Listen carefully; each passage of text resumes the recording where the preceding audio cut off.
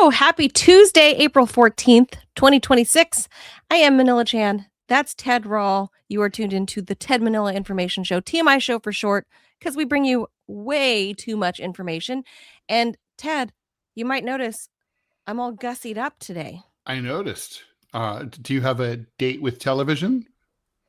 No, it is a date with the Lao New Year. It's Lao New Year. What? Happy New Year. I don't know what year. I think it's like. Do you dress up for Lao New Year?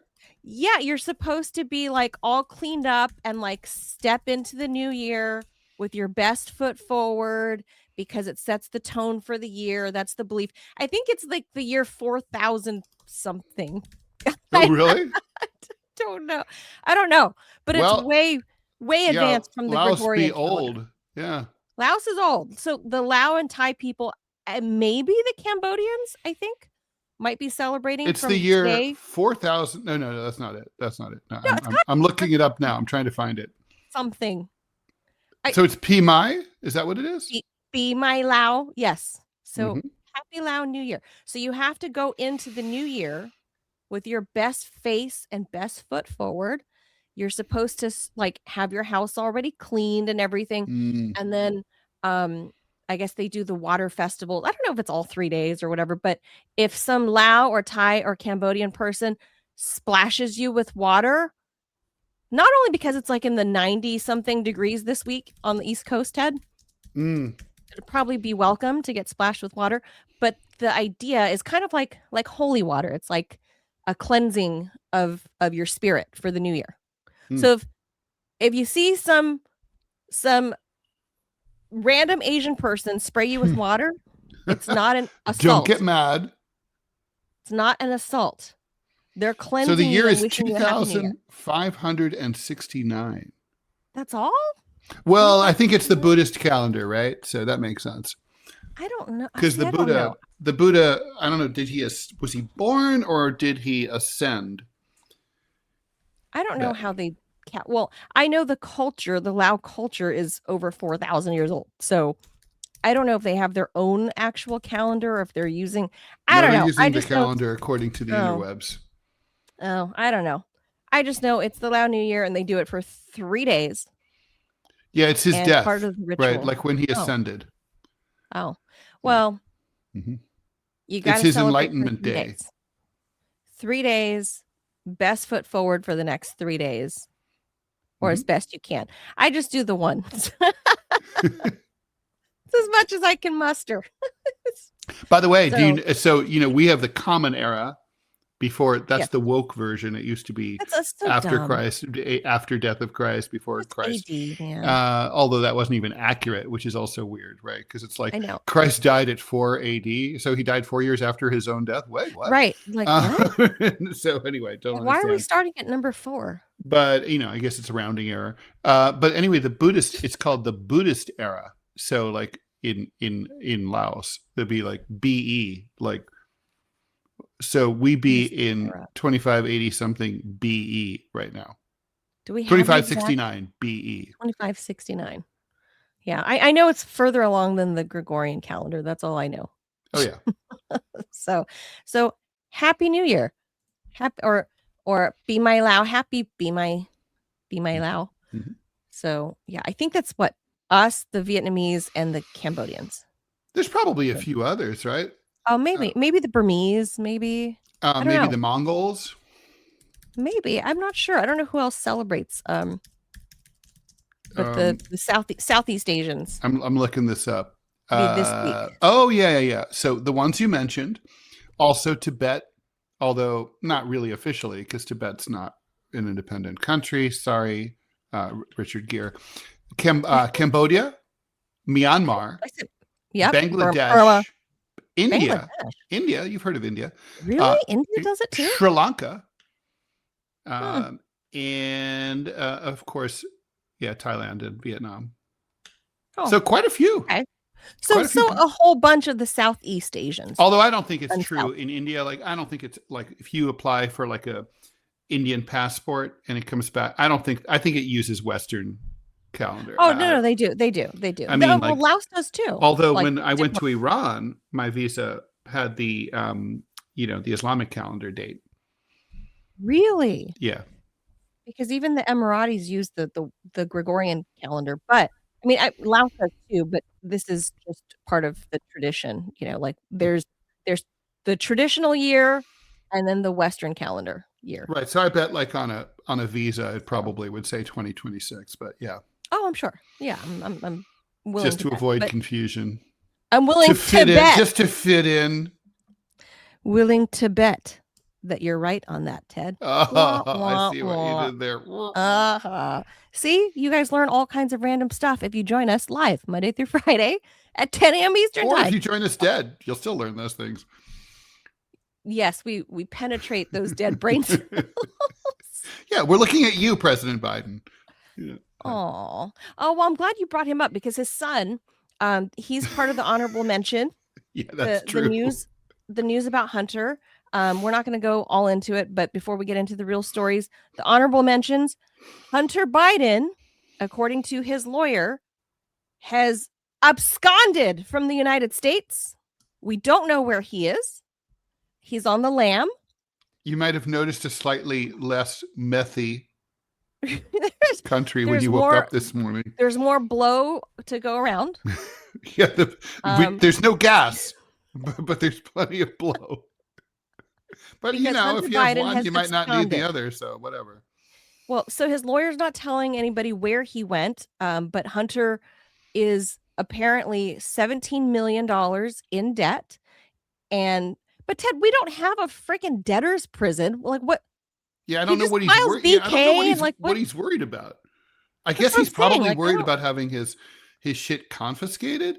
But he could go to Florida. That's what people do in his situation. What do you mean? If you're worried about getting slammed. Why? What is Florida? That's why OJ moved to Florida.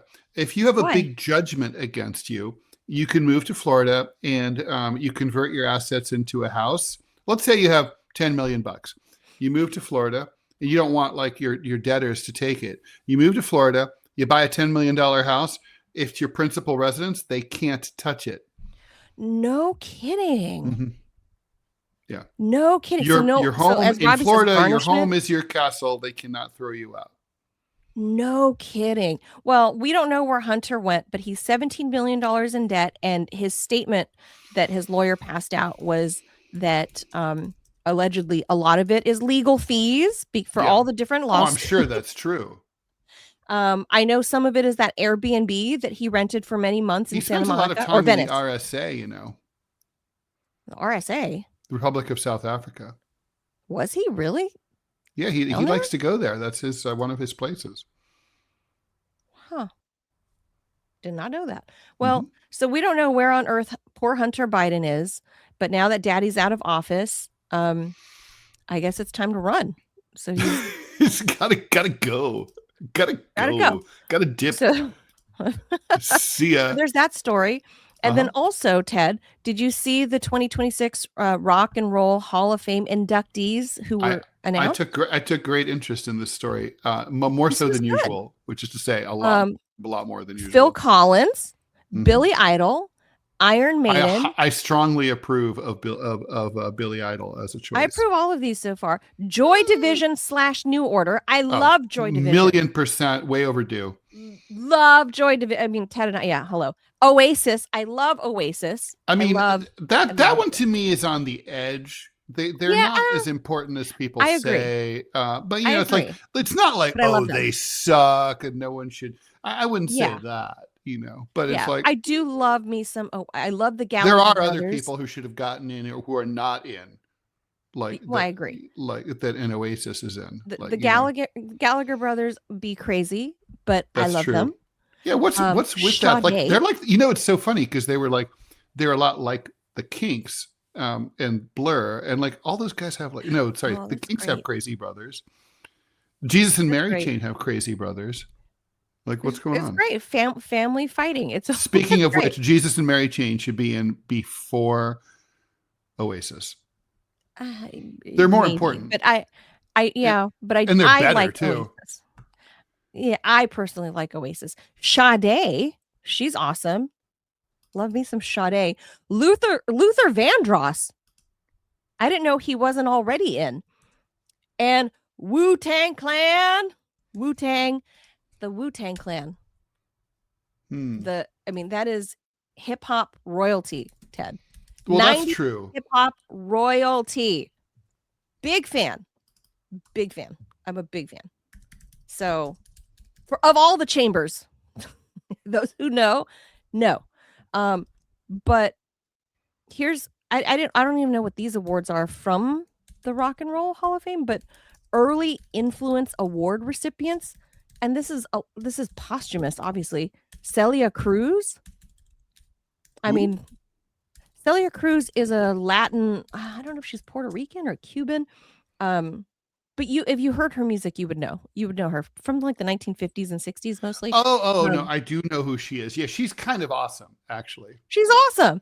Yeah. I'm not sure, but why is she in the Rock and Roll Hall of Fame? I don't know. It's the Early Influence Award. Who did she? Yeah, but it's not rock. I don't know. It's not rock-ish. Fela Kuti? How did she influence anyone? Anyway. Queen Latifah? Who's Fela Kuti? I don't know. Queen Latifah. We know Queen Latifah. Queen Latifah Early Influence Award. What does that even mean? Yeah, I don't know. I didn't know what this was for Rock and Roll Hall of Fame. MC Light. She was a kind of flash in the pan in the 80s. Yeah. Graham Parsons. Graham Parsons, I'm actually surprised but is a good choice here, actually. For musical boomers know award? Graham Parsons was super important. We've kind of forgotten about him, but I know the name. I don't know the music. Musical Excellence Award, Linda Creed. No idea. Arif Mardin. No idea. Jimmy Miller. No idea. No. And Rick Rubin. Rick Rubin, of course. That name sounds very generic, so I don't know. And lastly, the Amit Ertegun Award presented to Ed Sullivan. Isn't that kind of like 60 years too late? I don't think he's going to be in a position to accept it. That's some of these people. I'm like, why are you giving it to them so posthumously that I don't even think their own children might still be alive? I'm not even sure that the children, no one can. Useless. Who's going to accept the award for poor Ed? But okay, named after some random Turkish dude. Yeah, like who's that? And notable snubs this year: Mariah Carey, Lauryn Hill, again, and Shakira. Mariah Carey is not a rock and roller, and neither is Lauryn Hill, barely. Maybe. But by the way, Lauryn Hill is great. Okay, but people are not going to like this when I say this. She's not prolific enough. I think prolificosity should be is a metric here. And if you only have a few records, I'm not sure it's sort of like how J.D. Salinger shouldn't be on anyone's list of major authors, just because like any asshole could make a few books. But I would say Lauryn is more prolific than Mariah. Lauryn is by far a better lyricist, for sure. For sure. That's for damn sure. Yeah. Huge. So actually, I don't know. I don't think Mariah Carey should even be considered here. She's not good. Right, for Hall of Fame. I know it's not her music. She's like pop. She sucks. Yeah, she's just like a pop lady. I don't know. She seems nice, but it's not groundbreaking. It's bubblegum pop. Okay, but listen, I think it's very important to recognize that Iron Maiden is awesome, and they have and they're the only band I know where they have their own plane, and like one of the members is a licensed commercial pilot and flies. They were like, we'll save money on tour if we don't have to pay some company to haul our shit around. We have our own giant plane that's tricked out like an Iron Maiden album cover. That's cool. Oh my God, you should Google the plane. It's awesome. I want to be I just want to fly around American cities just on the off chance of seeing the Iron Maiden plane. Our in-house Santa Claus Ray says that Rick Rubin is a great producer. Oh, okay. So that award. Okay. Okay. And what about outside of the musician themselves. Okay. I didn't know what all these different awards were, because we normally just give the honors to the inductees. I didn't know Phil Collins wasn't already in there, but I love Phil Collins Joy Division and Oasis. It's fair that he should be in there. I mean, he's not my favorite or anything, but like, he's obviously very accomplished. Right. So yeah, we'll give it to old Phil. A lot of British. I think he was already in for Genesis. Oh. Now Genesis has not aged well. I just want to point that out. You know what I mean? Nobody came home yesterday anywhere in the United States after a hard day at work and slapped on a Genesis album. No one put on Abacab or whatever. Nobody ever. So there you go. All right, let's get to the stories. And before we do, we got to do, I don't know if the ad is still there. By the way, here's what I was listening to before the show. I don't know. Do you know what this is? The Human League. Yes. Do you know the Travelogue album though? It's I don't know the names of any albums. Do we have the ad, Robbie?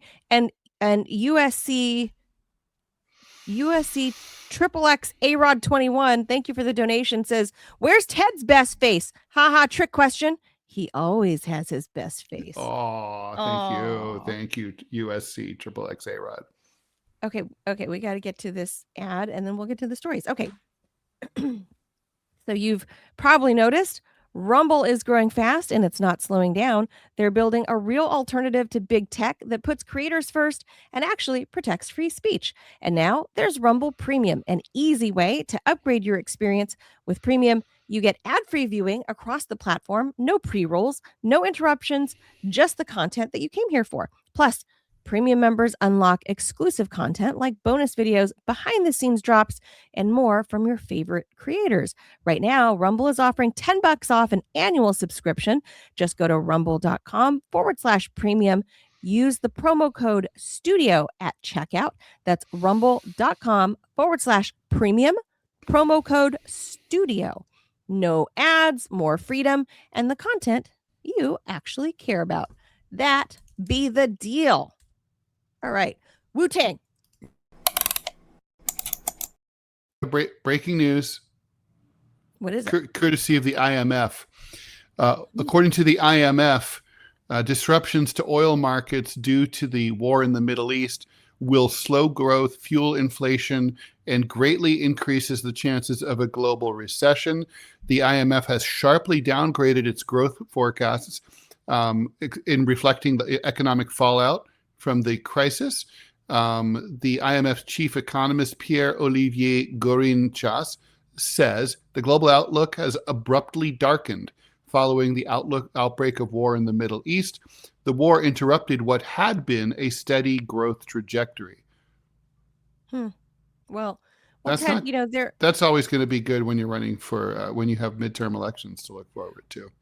Well, it's always a great strategy when you're like, you're not going to close the strait. I'm going to close the strait. Like, I thought the goal was to have the strait open for everybody, the Strait of Hormuz, but now Trump has been reduced to, you're going to close the strait? No, I'm going to close the strait. I'll close it even bigger. No one will ever see such closing. Massive. My closing would be bigger than anyone's closing. So bad. This is so bad. Hey, I wonder if maybe Hunter Biden went over there. Maybe he's like down there somewhere doing like peace brokering or something. That could well be. There's money to be made over there if you can do something. Hunter is out of a job, I think. So, all right. So here's a story. So last night, the FBI said that it's closely reviewing newly declassified memos by Tulsi Gabbard, showing that the intelligence community kept evidence secret for years, raising questions about the credibility and the bias of the main accuser of Trump's first go-around in 2019 for the impeachment case. Quote, the declassified impeachment memos show the so-called whistleblower behind the 2019 impeachment singled out Director Patel by name, relied on hearsay, submitted false claims, and had documented political bias, all of which was hidden from the American people, says the FBI spokesman Ben Williamson on his Twitter account. quote, "This is the same playbook used during the Russia collusion hoax, which Director Patel exposed. The FBI has previously been reviewing these revelations closely and will continue to do so."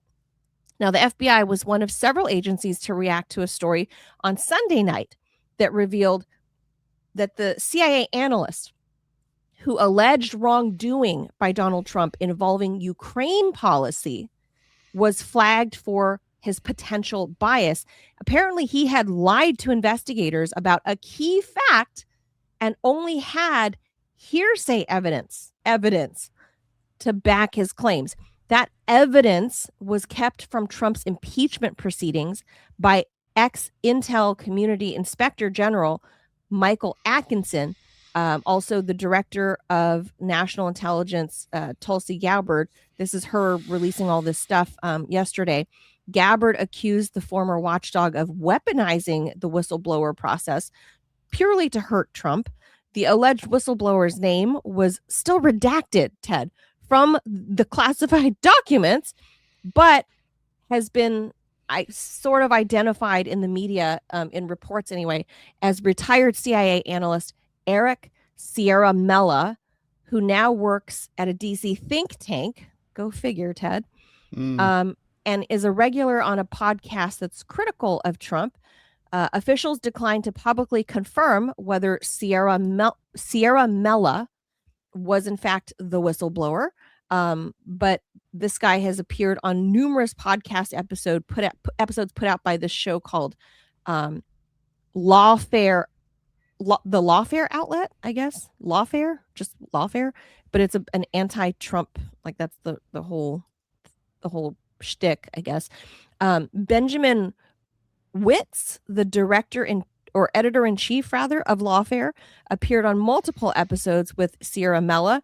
Witz was described by Politico in 2017 as, quote, "the bard of the deep state," and is a longtime Trump critic and a self-described friend of former FBI Director James Comey and Peter Strzok. So, great guys that this guy says is his friends. But so, Ted, this is like when you find out that the state had all along exculpatory evidence, but they're still pursuing a case against you. Whatever we think of Donald Trump, that's just not right. It's unethical. I mean, we're obviously not big proponents of Trump at the moment. No. But when it comes to this, like one of the reasons that the whole Ukraine thing was a thing back then in 2019 was because, remember, he was like, "Oh, I'll give you the aid if you guys investigate this shady dude, with the Bidens."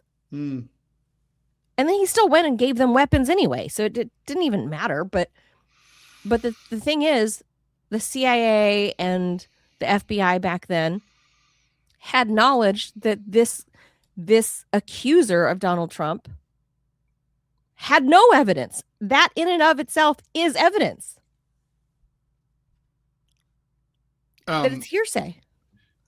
Well, I mean, hearsay evidence isn't really evidence, right? I mean, hearsay is hearsay. It's not hearsay. Hearsay evidence isn't even a term. Right. There's hearsay.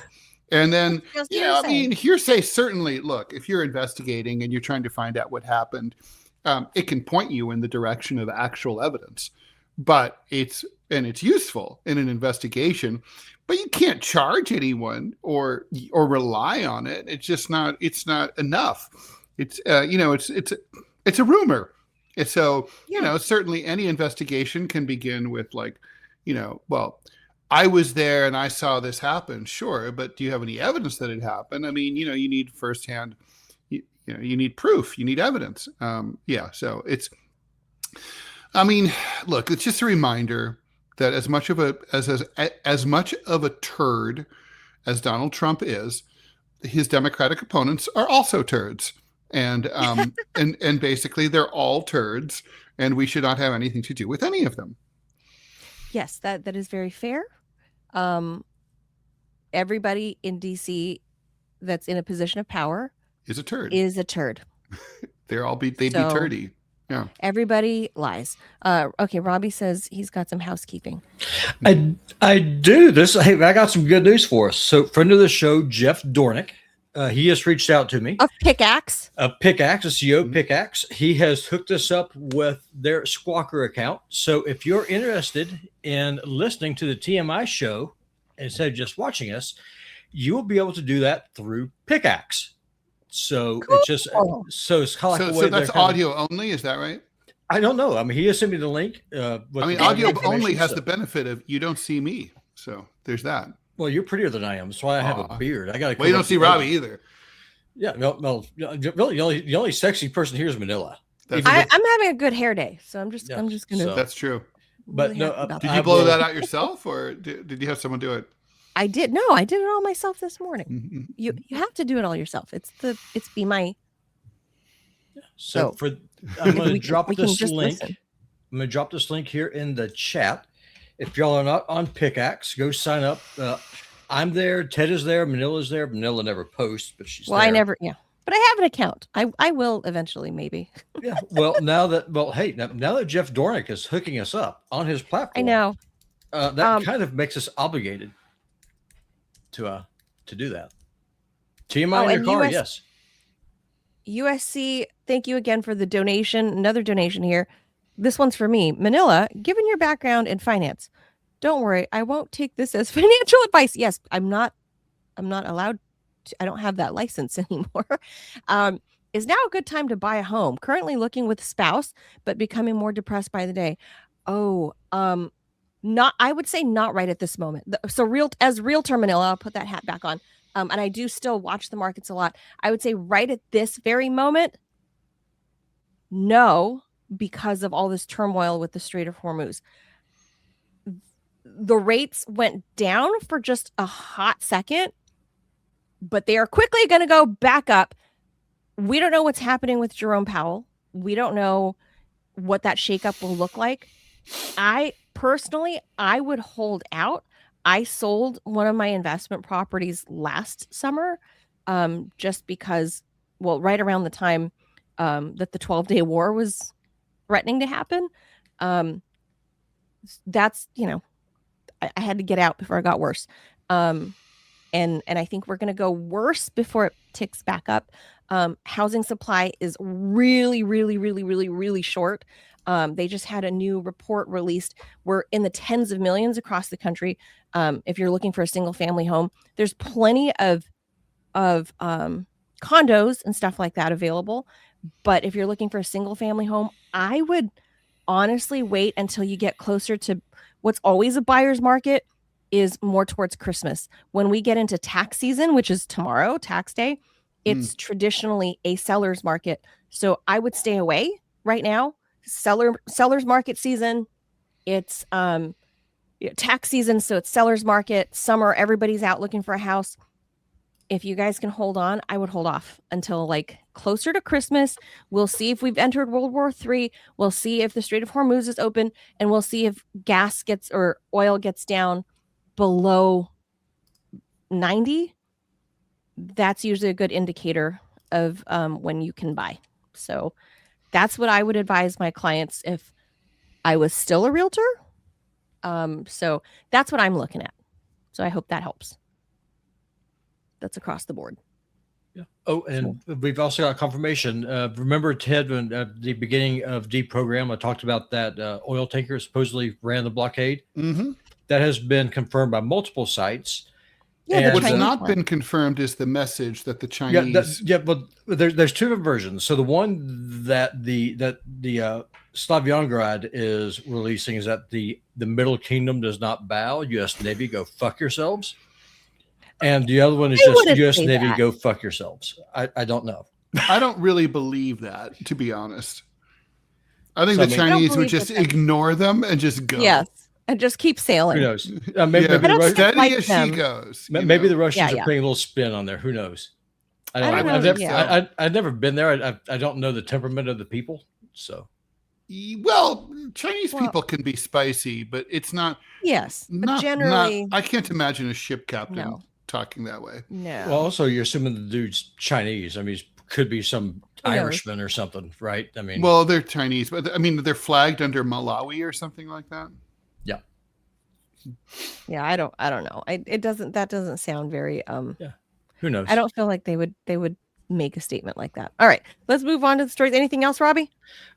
Just this, Jeff Dornick also just sent me another message saying that the MP3s that we put up there on the site will be monetized. So another way for us to make very cool. So MP3, so that is audio only. Yep. Okay, yeah. Only. We are working with Jeff Dornick and Pickaxe as one of the early content creators to we're developing ideas right now, but we agreed to help Jeff because he's a friend of the show.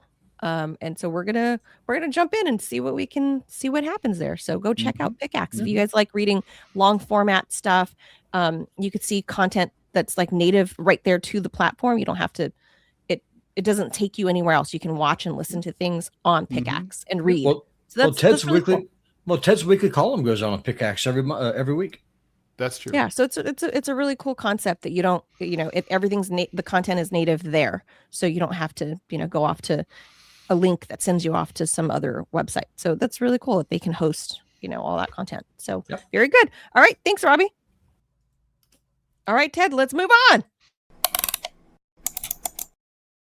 The nation of Colombia has approved a plan to cull, in other words, kill, up to 80 wild hippos descended from an original group of 1 male and 3 females imported in the 80s by drug lord Pablo Escobar. It's one of my favorite weird stories. The hippo population, now estimated at around 200, has spread beyond Escobar's former compound and been declared an invasive species threatening local ecosystems and communities. I mean, they do eat a lot because they're, hippos.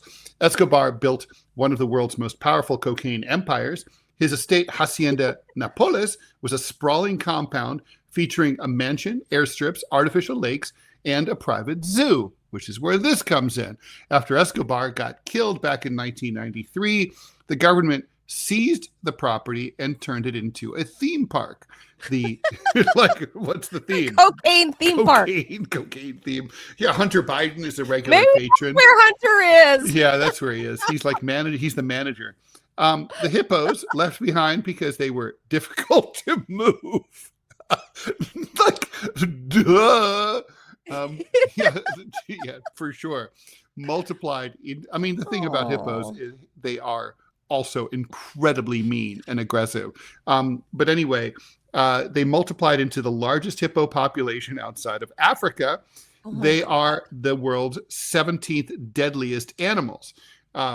Officials say that prior efforts to control them, including sterilization and relocation, were too expensive and ineffective. Animal welfare activists urge non-lethal alternatives. So I say, if you're going to kill these hippos, we should use them in the war effort and drop them on Iran from like 30,000 feet, just because I want to see it. Ted! Oh my God. I'm not serious, okay, obviously. But look, okay, straightforward answer. This is barbaric and disgusting. And these hippos should, however, it's true that hippos are they're an incredible pain in the ass, right? So the deal with them is, even though they're basically they're massive tanks that weigh thousands of pounds, they're also incredibly paranoid. So they apparently, according to evolutionary theory, evolved very quickly from a very small shrew into massive size. So they had like four of them, I think, like little baby hippos. So they're worried sick. No, as evolutionarily, hippos come from like a tiny little woodland animal that was a prey animal. So even though they're massive and can fucking kill anything that they want, they don't know it. They think that they're constantly under threat. So they're like the U.S. You know how like no one really ever attacks us, but we're like always scared and we have to kill everyone because we're paranoid. So U.S., and I've made this comparison in writing before, the U.S. is a hippo country. We are hippos. We're big and mean and paranoid. And that's what hippos are like. So, but I do think there is a better way. And the fact that it's expensive, all that means is perhaps Colombia should reach out for international aid from the United States, which has so much money to burn that it apparently wants to destroy the entire global economy just for fun. So surely they can take care of saving 100 hippos, right? But, they could be donated to zoos that don't have and want hippos. Right. There's zoos all over the world that want hippos. And or like rescues. Them. Why haven't any rescues stepped in and was like, hey, let's But they reproduce incredibly fast. Apparently, I didn't know that. They love Colombia. They are, and they're going crazy. So they're in like these, they're in local rivers and shit. I mean, it is a pain in the ass. So it is a funny story, but I think killing them, I hate that. They should, just like the crocodiles, like Israel was going to do to the or gators. Was it gators? Crocs? I think you were right the first time. Crocodiles. Yeah. Oh gosh, just like Israel, that farm that was, just outside of, was it outside of the West Bank or Gaza? West Bank. Mm-hmm. That big gator or croc farm. Like, why are you going to euthanize? Why are you euthanizing hundreds of crocs? Like, you can literally rehome them. True. Like, I say that Austin Butner would love a gift of crocodiles at his house in Los Angeles. Adopt a croc. Adopt a croc. Or you can just mail a croc, like crocogram. Ding dong! Croc's here. Croc at your door. Oh, yay, it's my favorite day. Yeah, this, like, I'm not for calling olives, like, and these aren't even like crocs. Like, I could see, I hate saying it because I don't want to call any of them, but you don't feel as bad calling a croc. You can get some nice shoes out of it, nice handbag. and they're just not as likable. Right. Although hippo, frankly, the crocodile is no more dangerous than the hippo. I know. No, I agree. I don't think you can outrun either of them. And they're both mean as shit. Now, the funny thing is the hippo's adorable when they're It's a vegetarian, but it'll still fucking kill you. No, it'll fucking attack. But when they're little, they're so cute. And they haul ass too. That's because they look like they're smiling. But it's an illusion. It's a lie. I know. Yeah. I know. But still, don't call them. There's got to be. Has Colombia looked into other methods? Like Manila, they've been dealing with this problem for decades. I know. It's since 1993. Well, this all goes to show, look, they would not have had this problem if they'd left Pablo Escobar in charge. So that's what they should have done. There's a whole thing that we can one day discuss about Pablo Escobar and that why he was actually beloved by the community that he was in. Well, why? Because like any warlord, let's say in Afghanistan or Waziristan, he provided for his locals. That's right. It's exactly right. He opened schools. He opened medical facilities for the local villagers. He would pay for parades and he made it rain on the local population. Well, and that's the problem. And people are like, oh, no one should care about that. Well, I mean, yeah, but nobody else makes it rain, right? It's sort of like when you and I were. The government's not making it rain. It's sort of like when people we get mad at people like us for being on Sputnik. And it's like, you're on Russian radio. Hey, listen, I'm happy not to be on Russian radio. Right. Like, hey, NPR, you want to give me a show? Yeah, if Westwood One wants to call me up and offer me a syndicated gig, I'm there. WABC operators are standing by. Call me up. You want to offer us a show? You want to promise that you're not going to curtail what we're going to say apart from FCC F-bombs.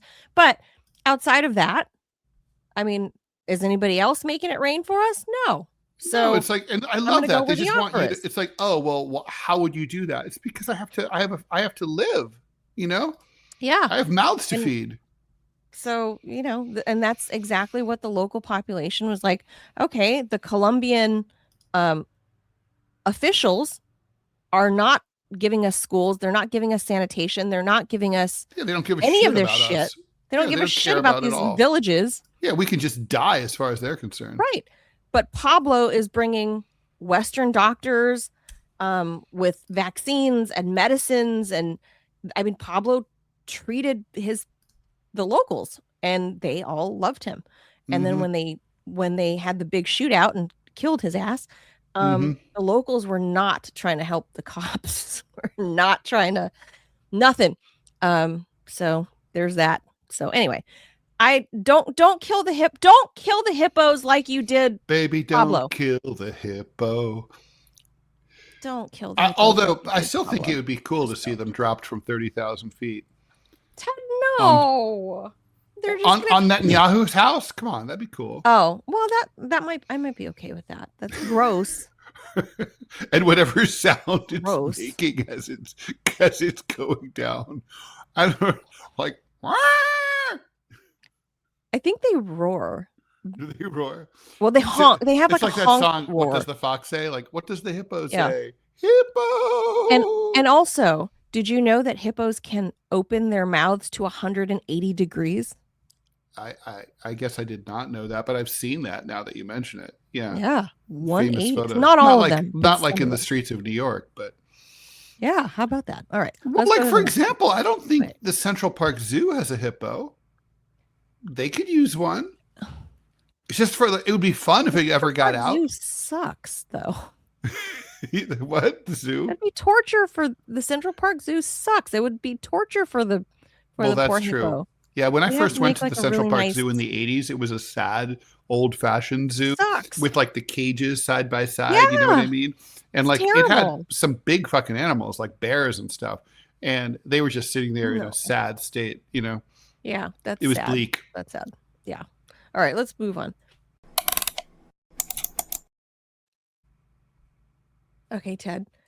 You and I always staying on top of the Ozempic and other, weight loss miracle drugs, as it were.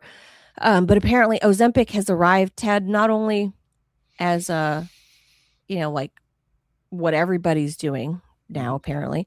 Ozempic has made it into job negotiations, which is so 2026. Younger workers are still asking about salary, health insurance, and how many days they're allowed to be a person outside of the office, which otherwise known as PTO.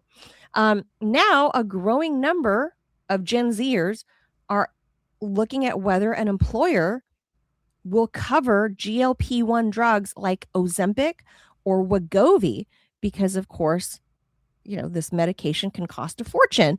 And they just want this covered. Like, I can't believe they're asking about this up front. So according to a new Zip Health survey of 1,004 U.S. workers conducted in March of 2026, 47% of Gen Z said GLP-1 coverage would sway their choice between two similar jobs. 9% said they'd take a pay cut to work someplace that offered that coverage. Across all workers, 51% said GLP-1 medication coverage would be a standard benefit, or should be a standard benefit. 54% said they'd give up at least one workplace perk to get that employer covered treatment. 13% said they'd sacrifice a full week of PTO to get their insurance coverage of Ozempic. That stat says a few things all at once. It says, first, these drugs have moved out of, celebrity whispers and gossip into regular, it's like part of adult decision-making stuff. Second, healthcare in this country remains such a disaster that people are weighing access to prescription drugs against vacation time. That's horrible. And third, employers love bragging about snacks and their wellness initiatives, right? Like, we'll get you cover your gym membership or whatever, right up until workers want benefits that actually cost real money. That's the article talking, not Manila, because I have some opinions. The survey also gets into the part that companies love to fumble, which is the basic human sensitivity. Among Gen Z workers, 58% said they felt uncomfortable discussing weight management goals with HR. 53% felt uncomfortable disclosing GLP-1 use, and 38% had kept their weight loss efforts private at work. Across all workers, only 1 in 10 said they disclose GLP-1 use to a new employer. 17% said they felt judged or stigmatized or excluded at work because of their weight or weight loss efforts. And another 17% worried that GLP-1 use could change how managers or coworkers viewed their discipline or perhaps professionalism. So, okay. I get that weight loss, being heavy has its consequences, but this is not the same thing as like being able to get, like diabetes meds, right? I mean, they use Ozempic for that because of I know it's all interrelated, but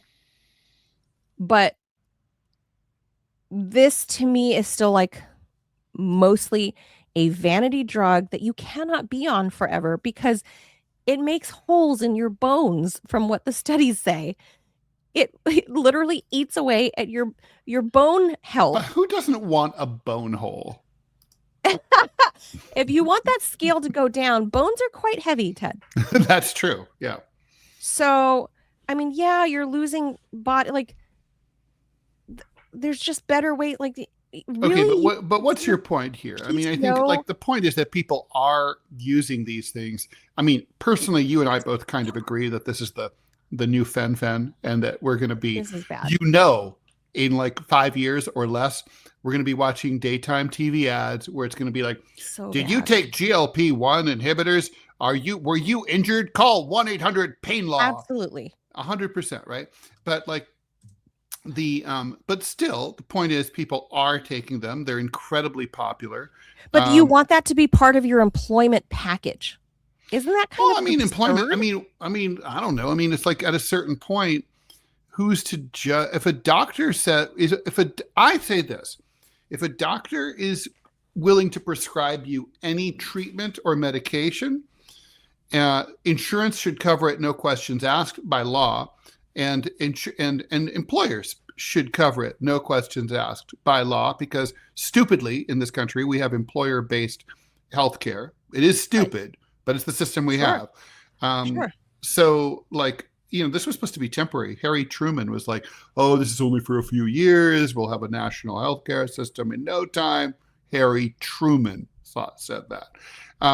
Wow. And so like, the point is we have a dumb system, but I don't know if look, if a doctor might be making a dumb call and saying, yeah, you do a GLP-1, or get Ozempic or whatever, but like, that's their dumb call to make. It's certainly not the dumb, the stupid fucking insurance company, which knows nothing about you, has never met you or anything. And it's certainly not your employer, who's not a healthcare provider, right? So this is your dumb decision to make, I just look where we're at in the country, and I'm with RFK on all of this, is like there is no shortcut to like a good, healthy, prosperous life.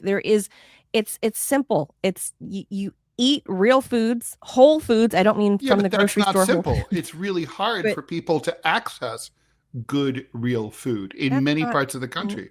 They live in food deserts. Some parts. There are. However, it's decision making at the micro level, and if you've gotten yourself to the stage where you're at your last hope is Ozempic, and then you have to be on it for the rest of your life. Look, I have a simpler solution, Ted. Fucking simpler solution. So all these employers, if the employers are complaining that Gen Z is like asking for these ridiculous these benefits, then fucking hire Gen Xers. There are plenty of us who are not obese, and plenty of us who are out of work, and plenty of us who will not ask for these stupid, like, perks. Like, oh, do you have a snack room? Do you have bean bags that I can sit on so I can have my safe space? Like, we're not going to ask for these stupid fucking, like, what? Every workplace now, it's almost like Gen Z, if they're gonna go to the office, they're gonna ask for all of this stupid shit that they saw the Google campus has. That's what it is. And now you're adding Ozempic to it. It's like, dude, look, you're going there. Employers, they already, like you mentioned, Google, those companies already grant some stuff that I would say is sort of kind of optional, right? Like, for example, fertility treatment. Dry cleaning. Like fertility treatment, though. Like, people who are getting IVF, or people who want to have their eggs frozen so that they can, I'll keep working at Google because they'll take care of me and they'll never lay me off. Yeah, I'm 30, but I'll have kids when I'm 42, and it'll be fine because I have my eggs frozen.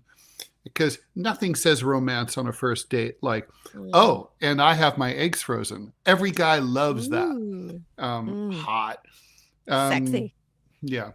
So, well, actually, eggs frozen is not nearly as bad as I have my embryos frozen. That's worse. It's like you're going to be cucked. You're going to be cucked by like store-bought jizz. Like what? Oh, well. Should we do the next one, or what do you think? Yeah. We have like 4 minutes left. All right. Yeah. The next one is real quick, but I just think this is like, at what point I'm usually for the worker, Ted, but where do I draw the line of like, give me Ozempic, something that's going to be poisonous to my body 5 years from now. But there are literally some people whose life it probably saves. And so just on that ground alone, even if there's a 1% chance, I have to say, give it to them. I'm not. And bear in mind, and then call 1-800-PAIN-LAW. 5 years from now when your bones have holes. All right. Last one. I got to put this on the screen.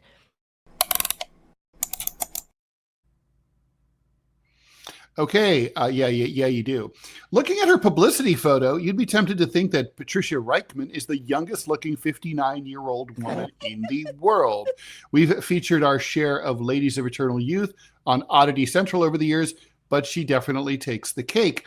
Only in reality, she looks very different. Some would say she's not the same person at all. Patricia Reichman, a councilwoman elected to represent a neighborhood in Rotterdam, that's in the Netherlands, has been criticized for using generative AI to edit the official candidate photo that she personally provided to the point where she became, what's the word? Unrecognizable. Despite the obvious difference, she insisted that she is the person in the photo. The person in the neighborhood paper was of too low a resolution, so I ran it through an online tool to boost the pixel count. Yeah, that's the ticket. Yeah, the resolution. Are you guys looking? Look here. Yeah, I wanted higher resolution. Yeah. She told the Dutch newspaper Algemeen Dagblad. Such a beautiful language. It really is my photo. That really is me. I took it. I look a bit different at the moment, but that is due to medication I'm taking. That will be ending soon. This is like the before and after photos where they have different lighting and they're wearing different clothes and their hair is done differently. But aside from that, it's all the same. The Dutch councilwoman faced criticism after photos of her next to the one she edited went viral. But she continued claiming that she genuinely looks a lot younger than 59. When I'm out and about with my son, people often accuse I'm his girlfriend. And in the South, you might be. And I hear it all the time that I look remarkably young for my age. Even Reichsman's political party, Leefbaar Rotterdam, acknowledged that her photo was clearly digitally edited and asked her to resign from her public office. I don't know if this is resignation worthy. I know. She refused correctly. So it was left with no choice but to expel her. No, they had a choice. They shouldn't have done that. When the information provided during the job interview proved not to correspond with reality, there's no basis of trust to continue working together. The Leefbaar Rotterdam statement reads, the photo has clearly been heavily edited with AI and is not a realistic representation. So let's be clear. The actual picture of this lady, I mean, she's not ugly by any means. She's very, I would say she's very typical. She has nice hair. She's very Dutch looking, I would say. Yeah. But she's there's nothing wrong with her. No, she doesn't look older than 59. She doesn't look younger than 59. She really looks. If someone told you she's 59, you'd be like, yes, she is. Okay. And then the woman in the AI photo is about 28. And by the way, her hair couldn't possibly be more different. It's impossibly perfect. Yeah, not to mention it's got like it's got like striations of coloring that she doesn't have. Right. She just has sort of reddish blonde dye, obviously dyed hair. Strawberry. It's like strawberry blonde. Strawberry blonde dyed. And then the made up version. Yeah, it basically looks like the AI has like Jennifer Aniston hair. Like yeah, that's right. Yeah. Like and not as straight, maybe a little curvier. Yeah, her hair is wavier under here. 30. It's an under 30 person. Like I come on. think that's fucking hilarious. And she's insisting, no, that's me. Uh-huh. That's all me. Well, just with better lighting and put some tweaks. The thing through a filter, and there's certain similarities, I guess. I don't think this woman looked like that when she was 28 either. No, but I mean, to fire her from her councilwoman job, and her chin is completely different here. No, it's a Ted. But I mean, but what about the response? Like that's the final thing. The response. Look, the response. I hate to say is is sexist and lookist. Yeah. I mean, who gives a shit what she looks like? I mean, she can be a fucking cow, but if she's a good councilwoman and she's delivering for her constituents, who gives a shit? I mean, that's ridiculous. Now, I do think it's true. This to me is like an online dating thing where you show up to the date. Yeah, and it's like not only is the photo like years old, but also like this is not even the same person, which apparently does happen like all the time. So yeah, it's pretty funny. I always wonder about people like that. I subscribe to the Jeffrey Bezos under promise over deliver thing. Like if you should really send like a bad photo of yourself. Then when you walk into the date or the councilwoman spot in Rotterdam, people are like, oh yeah, actually he's not so bad. He looks better in person. If you send in like a really hot photo of yourself, even if it's you, but it's like you on your best day, right? Like even if it's current, but you look fantastic. You walk in and you're a little scruffy and little, you didn't sleep well the night before. That's disappointing. That's why I look the way I normally look every day, and on some days I can dress up and look like this, like Lao New Year. So this is an ordinary day, obviously. Who I am every day is like an exhausted middle-aged woman, housewife, mom, pregnant. That's who I am. You know who she looks like? I finally put my finger on it. Elizabeth Shue. The face, the AI, or the new no, face? No. The AI face, yes. The AI face was like Elizabeth Shue, right? She looks like that. I can see that, yes. Like a blondish Elizabeth Shue. I could see that. So I agree with you, Ted, is that the councilman who is moving to get her fired or got her fired or whatever over a photo is fucking sexist. Number one. Yeah, they're she assholes. Should be like that's fine. She should sue under Dutch law. Yeah, I don't know what the laws are. This fucking ridiculous that she's being fired because of a publicity photo. Yeah, who gives a shit? It's not important. Photo. I mean, I would say I don't even think it rises to the level of an error in judgment. I think it's just sort of like a boneheaded move and unnecessary. And also kind of, frankly, I'll tell you, what's really sad about it is this woman might be like a hottie in the sack. She might be fantastic. She might be great. And she obviously doesn't have a councilwoman. But due to ageism in our society, and she's been led to believe that her looks aren't good enough for whatever. And look, she's not that part. And that sucks. And she's not a model, right? She's not running. Her looks have nothing to do with her job. So you're a councilwoman. And by the way, parenthetically, between you and me, if I had to vote, not knowing anything about the politics of these two ladies, I'd vote for the older one because she looks, frankly, like more experienced and like she's she means business. Yeah, she looks smarter too, right? She looks like she'd probably be able to handle my constituent issue more than like the lady on the right? The young girl. Yeah, the young girl. I mean, the young girl might have the potential to become a great councilwoman at some point. But the older lady, the middle-aged, mature lady. She's middle-aged. The middle-aged lady is, potentially already a very experienced and smart person. Right. So, Yeah, I mean, who would you rather have? Who would you rather have operate on you? I know, I'd take the more experienced one. I agree with that assessment as a middle-aged woman myself, and how. Who would you rather have represent you in court if you were like accused of a crime? I take the one on the left. Right. Who would the jury like better? The one on the left. The middle-aged mom, for sure. Yeah. So that's it was a lapse in judgment, and I feel for her. It's ridiculous, but then for her to here's where I'll criticize her, and then we'll go. This is literally I know what you're going to say. This is as ridiculous as Trump and his Jeebus photo.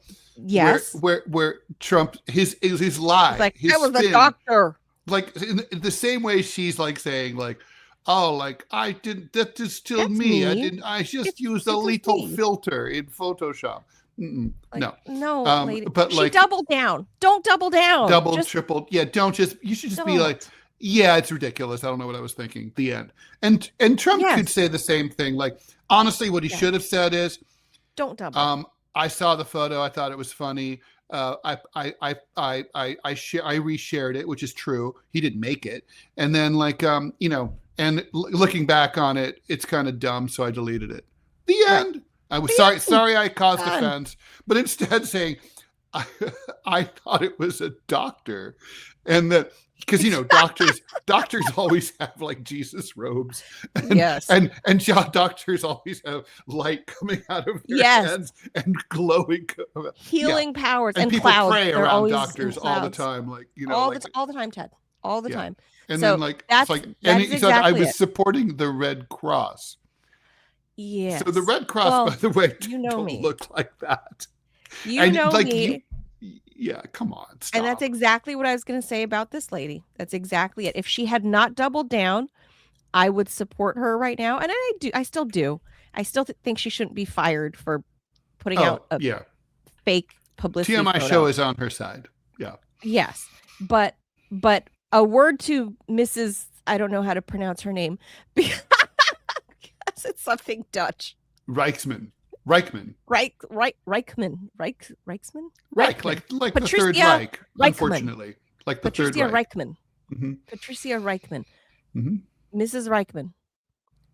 Patricia Reichman. Man, it's not a hard name. It's Reichman. Patricia Reichman. Own it. Own being middle-aged. Be beautiful and older. Yeah. Yes. Just own it. Love who you are. That's where we're at. She's reading the room wrong. She's reading where we're at in 2026 is own who you are, and you'll get more respect. You'll be lauded for that. Instead, you're feeding into this stereotype of middle-aged, like pathetic middle-aged clinging to trying to be 20-something or 30-something. Yeah, it's bad for the rest of us in the middle age. Yeah, there's that too, right? So as a middle-aged woman, I'm just saying, middle-aged lady to middle-aged lady, I'm just saying. Fucking absurd. Own it. So anyway, so that's it for us this Tuesday. Happy Lao New Year, or I guess all the Southeast Asian. Happy Southeast New Year. Yeah. Buddhist New Year? I don't know. I don't even know. Yeah, it's kind of Buddhist New Year. Yeah, it's Buddhist New Year. That's what it is. I guess. It's not just Lao. Yeah. So it's all these other Southeast Asian and South Asian New Year. Whatever year it is. 25, whatever. We'll be back tomorrow. Thank you, everybody. Thanks. Bye. Adios. Bye.